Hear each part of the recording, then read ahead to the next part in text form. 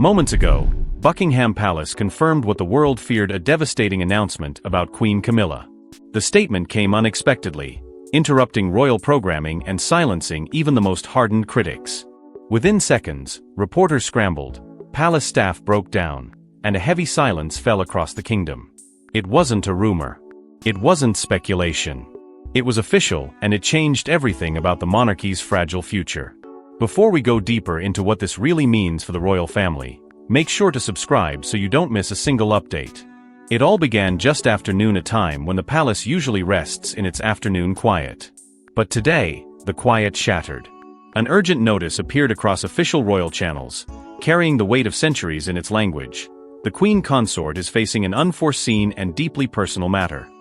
The tone was unlike anything released before: grave, restrained, and unsettlingly brief. There was no photo, no smiling portrait, just black text on white. Within minutes, journalists from around the world began calling it the Windsor emergency. Those few words left millions trembling. Something had gone terribly wrong behind those walls of tradition and silence. Inside the palace, the reaction was immediate and chaotic. Aides rushed through marble corridors, phones rang unanswered, and even senior staff stood in stunned disbelief. No one had expected this. Not today. Not like this. Some whispered that this was about health, a collapse, or sudden illness. Others feared it was political, perhaps an abdication or scandal buried too deep to stay hidden. But every attempt to clarify was met with the same answer: no comment. That silence said more than any statement ever could. At Clarence House, the atmosphere grew heavier by the hour. Guards were quietly repositioned at the gates, the curtains drawn, and the usual rhythm of royal life, the comings and goings of officials, couriers, and visitors, came to an abrupt halt. Witnesses described an eerie calm, the kind that follows a storm, or worse, one that comes before it. The Queen's staff moved with quiet urgency, exchanging looks of fear that none dared voice aloud. By the time the BBC interrupted regular broadcasting, the entire nation had stopped. News anchors, visibly shaken, struggled to find the right words. Every minute brought new speculation, new theories, and new panic. Could the monarchy be facing another national heartbreak like it had decades ago? Was this history repeating itself under a new name, a new crown, a new tragedy? Even international channels joined the frenzy. American networks spoke of the end of an era. European tabloids ran headlines comparing it to Diana's final night. But the truth, the real truth, remained trapped within the gilded walls of Buckingham Palace. No one on the outside knew the depth of what had just been unleashed. In every home, in every cafe, across London and beyond, conversations turned into murmurs of worry and disbelief. For some, it was sympathy; for others, suspicion. Yet one emotion dominated them all: fear. Because if a tragedy had reached this close to the throne, what did it mean for the stability of the crown itself? And through it all, one figure remained completely unseen: King Charles. His absence from the moment of announcement only deepened the mystery. Some said he was in Windsor. Others whispered Balmoral. But the truth was simpler: he was somewhere alone, facing a storm no crown could shield him from. The monarchy had faced crises before: scandal, loss, rebellion, but this felt different. This was personal. It was emotional. It was the unraveling of something carefully hidden, now spilling into the world's gaze. The people wanted answers. The palace offered none. And that vacuum, that endless silence, became its own form of power, one that made every whisper louder, every theory darker, every heartbeat heavier. The kingdom waited, breathless, staring at the palace balcony that stayed empty and silent. The flags still flew high, but their shadows stretched long, heavy with foreboding. What the world didn't know was that this announcement wasn't a sudden tragedy, it was the echo of something much older. A secret long buried beneath ceremony and crown. But what the world didn't know yet was that this tragedy had been building for weeks, hidden behind the palace's polished silence. Behind Buckingham's golden gates, whispers had already started long before today's public shock. Insiders spoke of Camilla retreating from view, of heated arguments between senior courtiers, and of documents quietly moved from her private office. The Queen's laughter, once sharp and confident, had reportedly faded. Those close to her said she was fighting a battle no one dared name aloud. Until now. For weeks, a strange tension had lingered through the corridors of power. It began subtly: a cancelled engagement here, a postponed charity visit there. At first, the palace's explanation seemed routine: scheduling adjustments, rest, private matters. But the pattern grew impossible to ignore. Each missed appearance became a question mark, each silence a warning bell. Behind closed doors, senior aides were instructed to say nothing, to carry on as if everything was fine. Yet even the most loyal of them could feel that something was breaking. Rumors began circulating among those who worked closest to the throne. They spoke of arguments, not the usual quiet disagreements of royal routine, but heated, emotional confrontations. Voices raised behind locked doors. Doors slammed in frustration. Camilla, once known for her calm authority, was said to have been openly defiant in meetings with senior advisors, questioning the king's decisions and refusing to attend certain briefings. It was as if the woman who had spent decades mastering royal composure was now unraveling under invisible pressure. And then came the sightings. Late at night, black vehicles without license markings arriving at Clarence House. Medical staff seen entering discreetly through the side entrance. Curtains drawn long before dusk. A courier overheard, saying he'd been told to prepare for an official transition. The phrase struck fear through everyone who heard it, not because they understood it, but because they didn't. It carried the sound of something final. Behind the polished facade of royal life, a quiet distancing began. Old allies, friends who had once stood shoulder to shoulder with Camilla through every scandal and storm, now stopped visiting altogether. Calls went unanswered. Letters went unreturned. Even her personal secretary, known for her fierce loyalty, requested a sudden leave of absence. The Queen's inner circle, once unshakable, seemed to dissolve overnight. The isolation was not only emotional, it was strategic. Some said it was Charles himself who had ordered the retreat, fearing leaks. Others whispered that Camilla had chosen it, too ashamed or too tired to keep pretending. For palace staff, the shift was unmistakable. Camilla's suite of rooms, once a hub of activity, fell eerily silent. Her beloved desk, always scattered with notes, books, and correspondence, was cleared out. Papers moved under supervision, confidential files relocated to an undisclosed archive. It was as though the institution itself was quietly erasing her presence before the public could notice. But the royal staff noticed. They always did. Those who had served the Queen Consort the longest began to speak, though only in whispers. They said her health had declined sharply, but it wasn't just physical. It was the kind of exhaustion that no rest could cure, the price of decades of criticism, the loneliness of being both inside and outside the monarchy at once.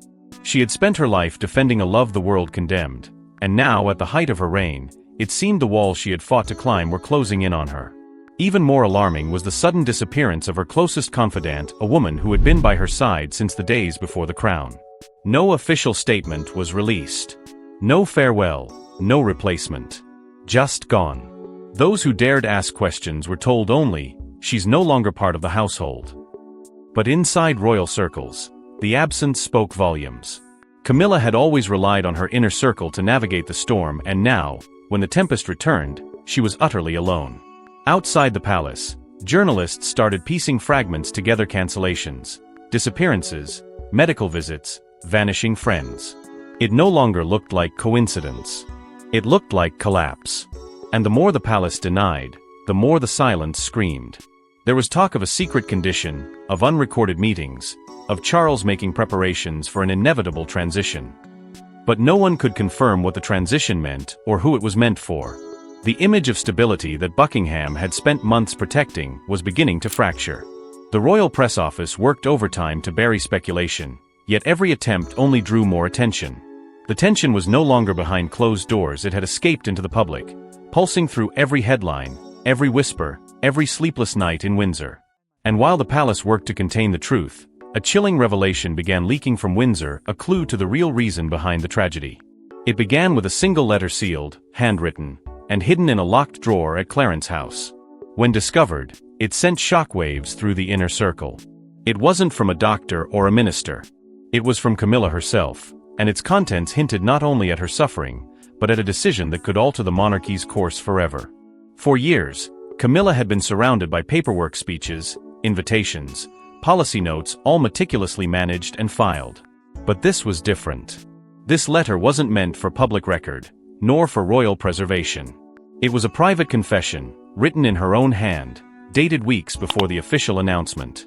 A senior aide reportedly stumbled upon it while organizing documents for archive, unaware that within that plain envelope lay the spark that would ignite an internal storm. The tone of the letter was unlike anything the royal staff had ever seen from her. It began softly, almost tenderly, but carried an undercurrent of anguish. She wrote of the cost of silence, of the unbearable weight that came with holding truths too heavy for the crown to bear. Every line pulsed with exhaustion, not the kind that comes from duty, but from decades of concealment. "I have carried their burdens," she wrote, "but mine were never meant to survive the throne." Those words sent shivers through the few who read them. It was not merely personal reflection. It was confession. References within the letter hinted at something even more unsettling: an unspoken royal pact, one that had allegedly existed for decades. The language was vague, but powerful. "We agreed to protect the legacy, not the truth," one line read. Another whispered of the promise at Balmoral, a phrase that immediately reignited theories about hidden decisions made long before Charles became king. The implication was clear: whatever this pact was, it was meant to stay buried forever, and Camilla was no longer willing to keep it that way. Amid her revelations, there was something deeply human, a glimpse into a woman consumed by both guilt and loyalty. She spoke of her private fears, of being remembered as a shadow in another story, of feeling her marriage drift into silence.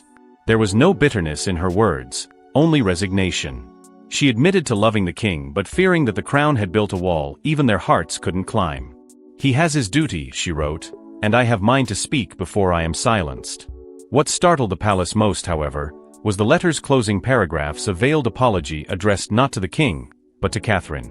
In careful, deliberate words, Camilla wrote of a woman wronged by legacy, not by heart, and of a truth I was never allowed to tell her.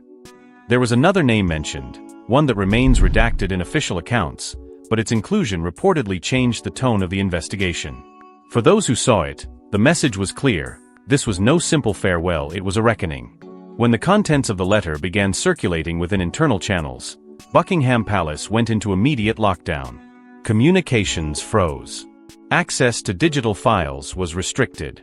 Senior advisors were summoned to an emergency meeting, their first in years to be held without the king's presence. The fear wasn't just about what the letter revealed, but about what else might exist. If this note had been found by accident, what else had been hidden deliberately? Whispers within royal circles claimed that the letter had already been copied and leaked to at least one external contact before officials could contain it. That rumor alone triggered an unprecedented media clampdown. All statements were halted, all staff instructed to say nothing beyond the official line, no further comment. But behind the silence, tension reached a breaking point. Those who read the letter couldn't unsee what it implied: that the monarchy's greatest secret might not be scandal, but sorrow. By now, the outside world was restless. Journalists sensed a deeper truth lurking beneath the palace's polished composure. The public waited for clarity, but the answers remained hidden behind layers of duty and denial. Inside those walls, the Queen's final words lingered like a haunting echo, one that refused to fade. As the media waited for clarity, the truth was moving toward the surface, and it was darker than anyone could have imagined. Sources now confirmed there was one last confrontation, not in public, but behind the heavy oak doors of Windsor Castle. It wasn't between monarchs and ministers, but between hearts long divided. Camilla, frail but determined, faced King Charles for what would be their final private conversation. Those present said it was more than emotional. It was explosive, a reckoning of decades of ambition, guilt, and royal cost. The meeting had been planned in silence, known only to a handful of senior aides. By the time the two came face to face, tension had already reached its peak. The letter discovered days earlier had shattered the illusion of control, and the king, desperate for answers, demanded an explanation.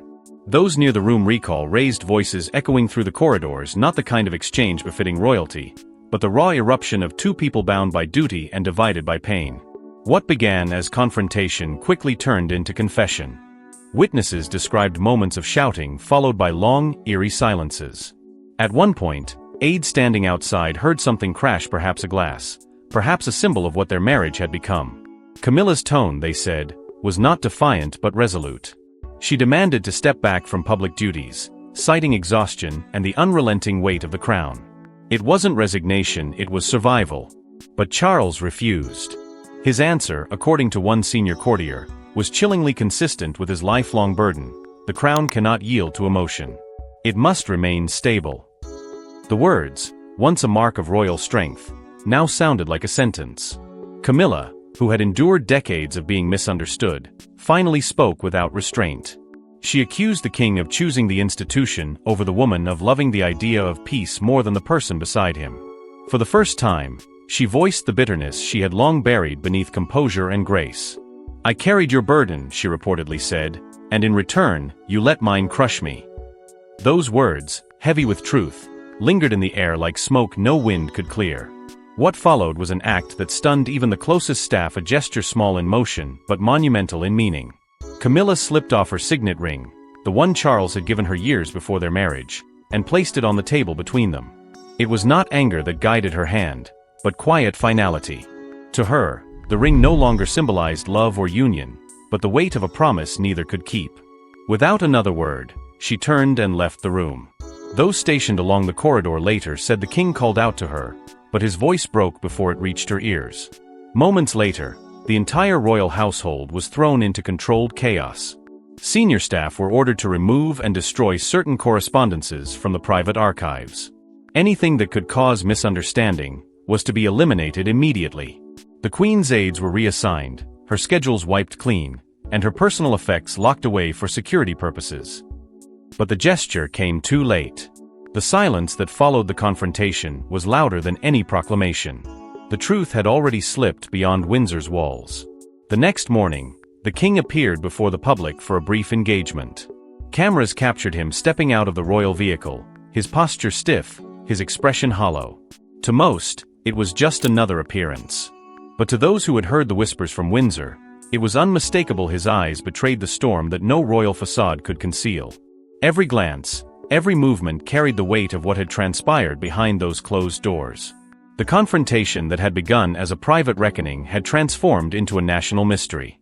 Two lives bound by history now stood at opposite ends of their legacy.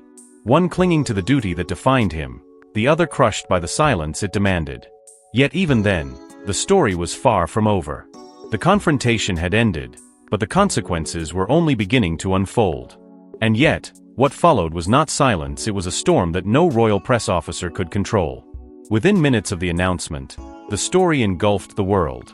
Every major outlet had a different version: Camilla's collapse, royal betrayal, king alone at Balmoral. But none could confirm the truth. Every photo, every quote, every insider leak made the mystery deepen. For a monarchy built on control, this was chaos, and it was spreading like wildfire. The world hadn't seen a royal crisis of this scale in decades. Within the first hour, news anchors abandoned their scripts, producers scrambled to secure palace contacts, and every major publication raced to publish exclusive details that were anything but certain. Some claimed Camilla had been rushed to a private facility under guard. Others said she had vanished altogether. The headlines contradicted each other so wildly that even seasoned journalists admitted they no longer knew what was real. For the royal family guardians of image and secrecy, this was the nightmare they had always feared. On social media, the situation spiraled even faster. The hashtag Pray for Camilla trended worldwide within 15 minutes, fueled by sympathy, curiosity, and speculation. But just as quickly, a darker tag emerged: #royal cover-up. Users dissected every frame of footage, every line of the palace's brief statement, searching for hidden meaning. Theories exploded across digital platforms. Was this a medical emergency, a political move, or something far worse? Anonymous accounts claiming to be palace insiders fanned the flames, each insisting they knew the truth. The monarchy's carefully curated facade was cracking in real time, and there was nothing anyone could do to stop it. Then came the footage. A short, grainy clip allegedly recorded outside a hospital in London began circulating online, a woman resembling Camilla being escorted under heavy security. The video spread across platforms like wildfire before being mysteriously taken down. No one could confirm its authenticity, but that didn't matter. In the age of digital obsession, the mere existence of the clip was enough to convince millions that the palace was hiding something. Every deletion, every refusal to comment, every delay in official communication only made the story grow louder. By the second day, global networks had set up permanent broadcasts outside Buckingham Palace. Reporters camped through the night, waiting for a sign: a window opening, a light turning on, a face behind the curtain. They spoke in hushed tones about the unprecedented silence and palpable tension emanating from royal grounds. Then an anonymous source within the palace made a shocking claim, describing the situation as a preventable tragedy. The phrase hit like a thunderclap. It suggested more than illness, it hinted at guilt, at failure, at something that could have been stopped. The world gasped, and speculation turned to outrage. Meanwhile, King Charles remained unseen. Each hour of his absence fueled new theories. Was he in Balmoral, hiding from the press? Was he too distraught to lead? Or was there a deeper crisis unfolding within the family itself?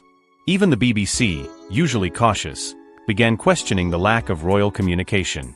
The words "Where is the king?" echoed across international broadcasts. The monarchy's silence had become the story. In Britain, the public's emotions shifted from shock to exhaustion. People crowded outside the palace gates not just in mourning but in confusion, clutching flowers and banners that read "We deserve the truth." Some prayed, others demanded transparency. For a family that had survived wars, divorces, and scandals, this felt different, heavier, more uncertain. It wasn't just the monarchy's reputation on trial now, it was its very humanity. Behind the scenes, royal press officers worked around the clock, issuing tightly worded statements that only raised more questions. Every word they released was analyzed and dissected by experts, but none provided answers. What began as a controlled palace crisis had turned into an uncontrollable storm of rumor, heartbreak, and suspicion. For every denial issued, 10 new theories rose in its place. The once unshakable monarchy stood in the center of a media firestorm, its every move broadcast, its every silence weaponized. The walls of Buckingham, once symbols of strength, now felt like barriers trapping secrets that refused to stay buried. And just when it seemed the frenzy had reached its peak, a new whisper began spreading among journalists of a voice ready to speak, someone from inside who had seen it all. But as journalists tore through fragments of rumor and grief, one hidden source decided to break their silence, revealing what truly happened inside Balmoral. Buried deep within Balmoral's private archives was a sealed medical report, one that even senior royals hadn't seen. When uncovered, it painted a picture not of sudden tragedy, but of slow, silent deterioration. It showed the toll of years under pressure, the strain of public loathing, and a devastating confession Camilla had made just days before the end, one that would haunt King Charles forever. The discovery was never meant to happen. The document was locked away under royal classification, stored in a folder marked only with her initials. It was meant to remain unseen, an echo of her final months that the palace believed would fade quietly into history. But when internal investigators were ordered to piece together the timeline leading up to the announcement, they found more than they expected. What began as a search for clarity turned into a revelation of neglect, secrecy, and sorrow that reached the heart of the monarchy itself. Inside the sealed report lay a series of notes from Camilla's private physician. They described a woman physically present but emotionally unraveling, a steady decline masked by duty and public composure. The doctor had warned repeatedly that her health was critically strained, a result of prolonged exhaustion and relentless mental pressure. One entry mentioned a stress-induced collapse that occurred weeks before her final retreat from public life. It had been dismissed as fatigue, but the report confirmed it was something far more serious. The physician had urged immediate intervention, yet the palace insisted on silence. "The Queen will recover privately," one senior aide had written, a decision that now read like a death sentence. Among the pages was a line that chilled those who read it, a direct quote from Camilla herself, recorded during one of her final consultations. "I feel unworthy of the crown's love," she had confessed. It wasn't the words of a monarch seeking sympathy, but of a woman worn down by a lifetime of scrutiny. 4 years, she had endured being painted as the intruder in royal history, the one who had taken rather than earned her place. Yet in the end, it seemed she had believed it too. That single sentence, written in neat ink on the report, became the defining mark of her final days, a confession of the guilt she carried to her last breath. Tucked between the medical notes was something else, a handwritten page from King Charles's private diary. Though never intended for public eyes, it had been placed in the same file for context. In it, the king wrote, "I should have protected her. I thought time would heal what the world refused to forgive." The words revealed the torment of a man torn between love and duty, realizing too late that one had destroyed the other. Those who read it said the entry ended abruptly, as if he had stopped mid-sentence, unable to continue. It wasn't the writing of a ruler, it was the cry of a husband who had failed the only person who truly stood by him. The report also included several internal communications from palace officials, each one showing a growing awareness of the Queen's fragile condition, and yet, nothing changed. The warnings went unheeded. Her schedule continued. Her silence was maintained. The system that had promised to protect her instead became the very thing that consumed her. For an institution built on control, it revealed a devastating truth. They had controlled everything except compassion. But it was the last item in the folder that shook investigators the most: a single sealed envelope addressed in Camilla's delicate handwriting, marked simply, to Catherine. No one was permitted to open it. The king's directive was absolute. It was to remain untouched, preserved, and guarded. Whatever its contents, it held enough significance to warrant complete lockdown of the archive. The envelope became more than a letter, it became a symbol of everything the royal family refused to speak of. Some say it contained forgiveness. Others believe it was a confession meant to rewrite the narrative she had lived under. But to this day, its words remain unread by the public. The Balmoral files, once hidden away, had exposed not scandal but sorrow, the unbearable cost of silence within an empire built on appearances. For the monarchy, it wasn't just a document of decline, it was a mirror reflecting everything it had failed to protect. And yet, even as the truth began to emerge, one piece of this tragedy remained locked away, waiting for the right moment and the right person to speak. That final envelope became the monarchy's most guarded secret until the person it was meant for finally broke her silence. When Catherine, the Princess of Wales, finally spoke, her words stunned the nation. She didn't defend, nor did she condemn. Instead, her quiet message spoke of forgiveness, of the heavy burden of the crown, and of lessons learned from those who came before us. But within her calm tone was a message few understood, a promise that the new generation would not repeat the same mistakes. It had been days since the monarchy was thrown into turmoil, and silence had begun to feel like its only language. Yet when Catherine appeared before the cameras, dressed in composure and quiet strength, the atmosphere shifted instantly. The moment she began to speak, the nation leaned in, sensing that this was not just another royal address, it was something deeper, more personal. Her tone was steady, but beneath it ran the unmistakable current of emotion. "We have witnessed pain," she said softly, "and we must choose to learn from it, not to bury it." It was neither a eulogy nor an apology, but something in between, the voice of a woman who understood that history had once again demanded a reckoning. For the first time, she acknowledged Camilla not as a rival or a symbol of controversy, but as a woman who had endured more than anyone could have imagined. Her quiet strength carried the crown through storms that few could have survived, Catherine said, pausing as if weighing each word. And though her journey was misunderstood by many, it taught us that resilience is not loud, it is lived. The nation felt the shift instantly. It wasn't only a tribute, it was a mirror held up to the monarchy itself, a challenge to face the truth of its own fragility. Analysts and royal commentators dissected every syllable of her statement. Some called it poetic, others political. The subtlety of her phrasing left room for interpretation, yet its core was unmistakable, a declaration of transformation. She spoke not of legacy, but of renewal, of turning the pain of the past into purpose. The press noticed the careful choice of words, describing them as both a balm and a warning. For the institution, it was an invitation to heal. For those behind its walls, it was a reminder that silence would no longer protect them. The emotional undertone of Catherine's message rippled far beyond the palace gates. Across the country, people who had once turned away from the monarchy began to watch her differently. Her restraint, her empathy, her refusal to assign blame, it resonated. Crowds gathered outside Kensington and Buckingham, not with anger this time, but with respect. Messages poured in from around the world, calling her the symbol of a softer, stronger crown. For a monarchy struggling to regain its moral center, Catherine had become the unspoken bridge between the past and the future. Inside the palace, however, her words carried a more complex weight. Those closest to the king understood the hidden meaning in her tone, compassion layered with resolve. She had not simply spoken to the public, she had spoken through it. There was a quiet defiance in her call for healing, a recognition that survival would no longer come through secrecy, but through honesty. Some insiders even began referring to her speech as the first chapter of the Catherine Doctrine, a philosophy built not on authority, but on empathy. It wasn't official policy, but the idea had already begun to take root. Even as the world praised her grace, there was one figure who could not bring himself to watch the full broadcast. King Charles, still consumed by grief and guilt, reportedly turned off the television before the final words aired. Those who were with him described him as pale, withdrawn, and utterly alone.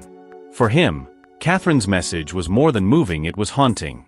Her emphasis on healing only deepened the silence surrounding him, forcing him to confront what he had lost, and what he had failed to protect.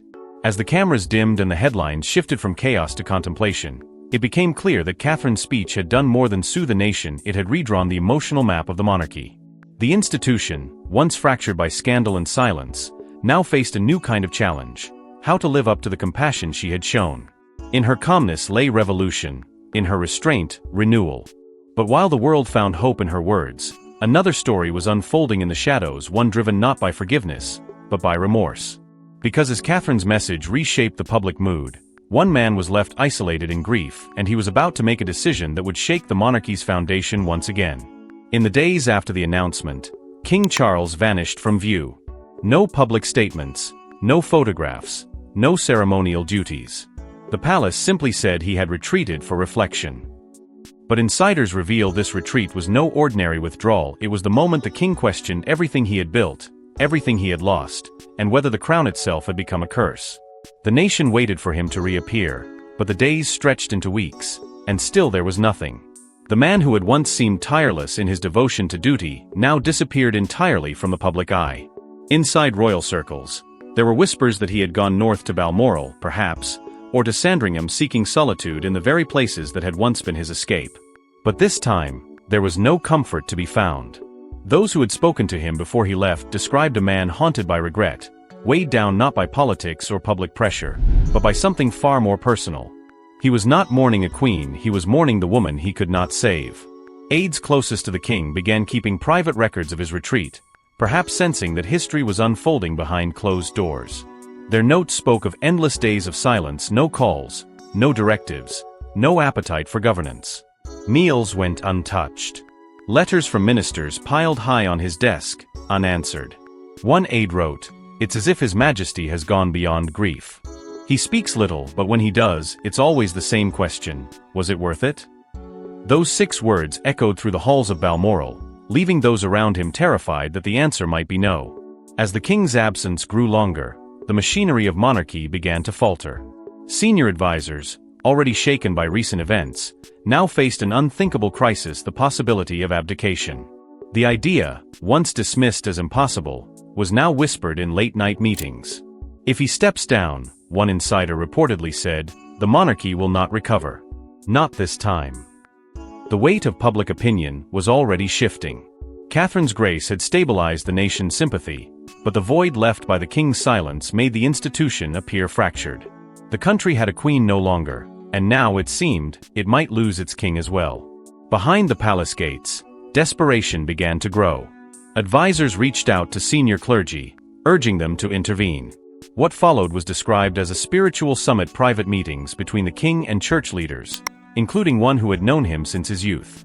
The goal was not politics, but redemption. Those close to the sessions say the king confessed his doubts aloud for the first time. He spoke of his failures, his guilt, and the unbearable thought that his crown had come at too great a cost. "I built my reign on duty," he reportedly said, "and lost everything that made it human." The room fell silent. No one dared speak. As the church sought to offer guidance, the outside world began to unravel further. The monarchy's image, already shaken by tragedy, teetered on collapse. Newspapers ran with headlines like "A King in Crisis" and "The Throne in Shadow." Public confidence plummeted as speculation swirled about his future.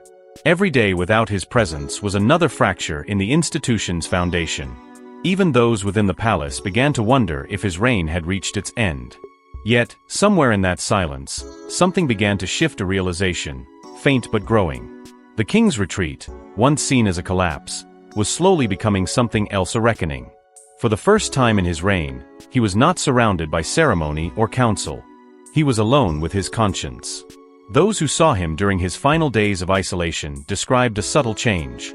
His demeanor, though frail, carried a calm that had not been there before. He no longer spoke of guilt, but of clarity. "If I cannot lead them by power," he told one aide quietly, "perhaps I must lead them by truth." And then, without warning, the silence broke. The king's private jet was seen leaving Balmoral under the cover of night, heading back to London. The nation braced for what would come next.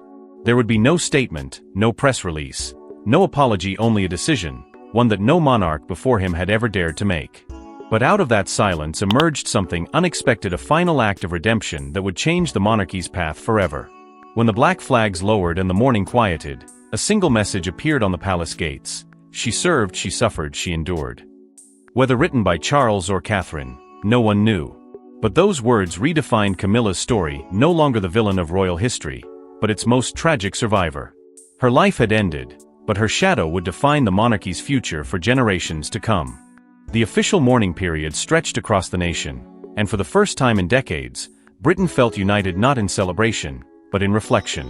Streets once lined with criticism were now filled with flowers, notes, and portraits. Crowds stood in silence outside the palace gates, their grief heavy but calm, as if the nation was collectively exhaling decades of tension. What began as controversy had transformed into quiet reverence. The same tabloids that had once torn her apart now printed front-page tributes, calling her the woman who carried the unbearable. It wasn't forgiveness, not entirely, but something more profound: understanding. Behind palace walls, the royal household moved cautiously through the aftermath. In the days that followed the funeral, a new sense of solemn purpose took hold. The Queen's personal staff, those who had served her longest, were offered permanent positions under new titles created in her honor, the Companions of Service. Even the palace's rigid structure began to shift. New royal protocols were introduced, designed to protect those within the institution from the kind of pressure that had crushed her spirit. No longer would the phrase duty before self be interpreted as silence before suffering. Camilla's story had forced the monarchy to look inward and, for once, to change. Then came the king's statement. Delivered in a trembling voice before a nation that had watched his every move, Charles spoke fewer words than expected, but everyone carried the weight of his crown. "I failed to see the pain," he said quietly, pausing as the room fell completely still. "And in doing so, I became part of it." For a man defined by stoicism, the confession was seismic. In those few words, he dismantled decades of royal detachment, showing not power, but remorse. It was not a speech crafted by advisors, it was a moment of truth, raw and unguarded. The nation saw not the king, but the husband, and perhaps for the first time, they pitied him. As Charles withdrew once more into private life, it was Catherine who rose to steady the monarchy's course. She became the quiet architect of its recovery, balancing the weight of grief with a vision for renewal. Her calm leadership, her insistence on compassion, and her deliberate focus on unity began to rebuild what had been shattered. Under her influence, the royal family began to operate differently, less as an institution of tradition, and more as a family that had learned through pain. Her presence became a symbol of endurance, and in that, she honored Camilla's final wish, that the crown should learn from the cost of its silence. Public opinion, too, continued to shift. The woman once defined by scandal was now remembered as something else entirely: a cautionary figure who had borne the price of public life. Documentaries, editorials, and even school discussions spoke of her with new empathy. "She endured what no one should," one commentator said, and in her endurance, she reminded the monarchy of its humanity. What was once bitterness had become legacy. For Charles, for Catherine, for the institution itself, the tragedy became more than a chapter, it became a lesson. Camilla's story was no longer whispered in shame, but spoken of with reverence. She had entered the royal history books not as a mistake, but as a mirror.